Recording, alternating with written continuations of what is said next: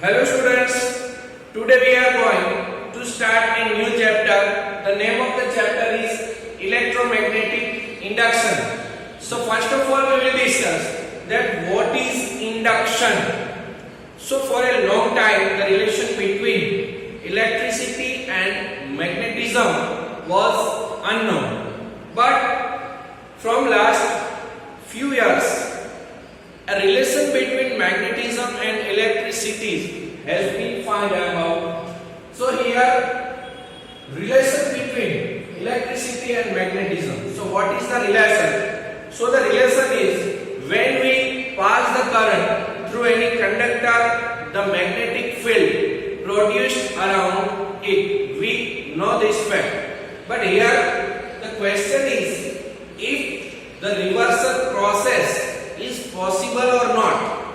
That means if we have the magnetic field, then can we produce the electricity or not?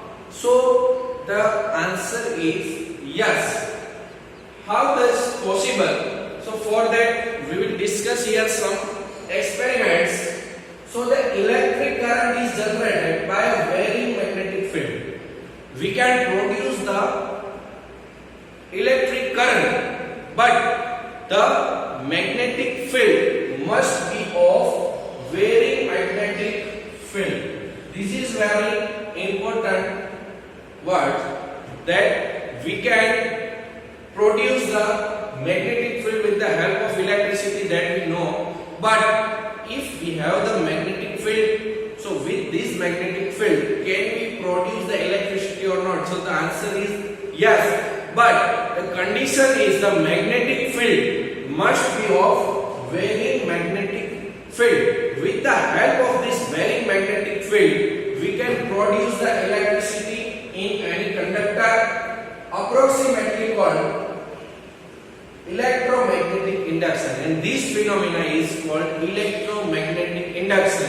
Once again, what is electromagnetic induction?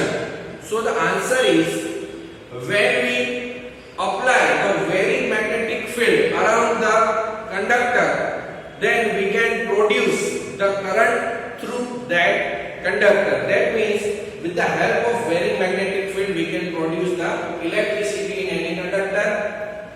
For that we will see here some experiments. So the first is we have the loop. That name of the loop is C1. The loop is, or this coil is connected to the galvanometer G. Current is passing through this coil, but initially the current is not passing through this coil. We have this bar magnet which has two poles, north pole and south pole. First of all, we will push this bar magnet towards the coil. When we push this bar magnet towards the coil, the current will be produced in this coil in any direction, and the reflection of this needle of galvanometer will also take place in any direction. But when we move away from the coil, this bar magnet, when this bar magnet will be moved away from this coil, the current will also produce in this coil but in opposite direction. Hence the reflection of this needle of galvanometer will also in opposite direction than before. So suppose when we push this bar magnet towards this coil, the deflection of this needle is in left side. When we moving away this bar magnet from this coil C1, the deflection of this needle of a galvanometer is in right direction. That means currents also reverses when we reverse the direction of this bar magnet. Second experiment is we have here two coils. This coil is connected to galvanometer. The name of coil is C1, and the another coil is our solenoid. This is our solenoid. Coil is connected to the battery. That is the solenoid. Now, when we passes the current through the solenoid, the magnetic field will be produced around the solenoid. So when the solenoid will push towards this coil, the current will be produced in any direction in this coil, and the deflection of this needle of galvanometer will take place when we move away this coil C2 or this solenoid in opposite direction. That means away from the coil, the current will be produced in the coil will be in opposite than before. That means the deflection of this needle will also in opposite direction from the first case. So this is the same phenomenon what we have seen here. Third experiment is we have the coil C1 which is connected to galvanometer and the coil C2. Here coil C1 and C2 both are in steady condition. None of these two coils are in moving condition. But here we have the tapping key with series connection in the battery. When we push this key, the deflection of this needle will take place. When we release the key, the deflection of this galvanometer needle will take place. But these both deflections are in opposite direction. So why these are happening? What is the reason for producing this current? The reason is given by Faraday. So we will see the Faraday's law of electromagnetic induction or Faraday's law of induction. But before learning this induction, we will learn the magnetic flux, the very important term that the current is producing is the flux. Flux is denoted by phi into B. Here phi B is B dot A. If we remove the dot product, we get B A cos theta. Here unit of flux is Weber or Tesla into meter square. If we have the non-uniform magnetic field, then the flux will be summarized. So here phi B is equal to B1 dot dA1 plus B2 dot dA2 plus up to infinite sigma all the parts. We have the some parts of that material and we will have the summation of all the parts. That means sigma all Bi dot dAi, and we get the total flux produced in that particular material. Here Faraday's law of induction.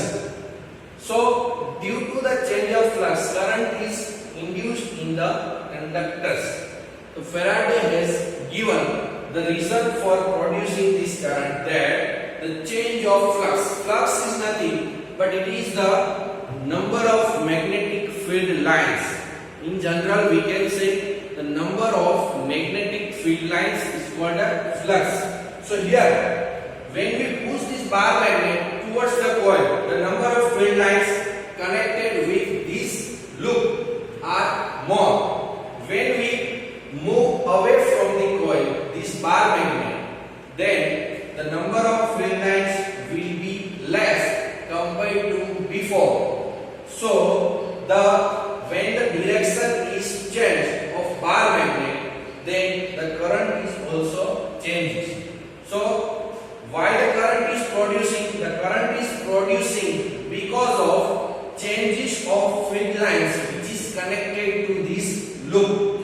If the bar magnet is at more away from this loop, then the magnetic field lines connected with this loop are less. If the bar magnet is here, then the total magnetic field lines connected with this loop is more. So if we hold the magnet over here, no moving is here. When the magnet is here, when our bar magnet is here in a steady condition, no current is produced in this coil and the no deflection of galvanometer's needle. So we can say that we can produce the electricity by only moving the bar magnet. If we hold the bar magnet over here, the changes of magnetic field lines will not take place. produced here and the deflection of needle will not be seen. So for producing the current in the loop, we have to moving on this bar magnet towards and away from this coil C1. Because when we hold this bar magnet, the magnetic field lines, change of magnetic field lines will not take place. Here we have two coils. When we push this coil C2 towards coil C1, or when we push this solenoid towards coil C1, the same reason what we have done here. When this coil C2 pushes towards the coil C1, the magnetic field lines connected with coil C1 are more, hence the current will produced here. That means the current is produced because of change of flux. Here also, when we push the key K1 or K, the magnetic field will produce here because of producing the current. When we press the key, the current will pass through the coil and that will produce a magnetic field in coil C2, and the magnetic field lines of coil C2 will connect with coil C1 and hence the current will induce in coil C1. That's why the current is producing over here. So these were the result, or these were the reason why the current is produced, because of the magnetic field. So the magnitude of the induced EMF, how much current or how much EMF can be produced with this moving. So the Faraday gives us the law of this induction. The magnitude of the induced EMF in circuit, how much magnitude, that is denoted by epsilon in the circuit, is equal to the time rate of change of magnetic flux. Time rate, that means dt, and change of magnetic flux, that's d phi b of magnetic flux through the circuit. So we can denote it mathematically as epsilon equal to minus d phi b by dt.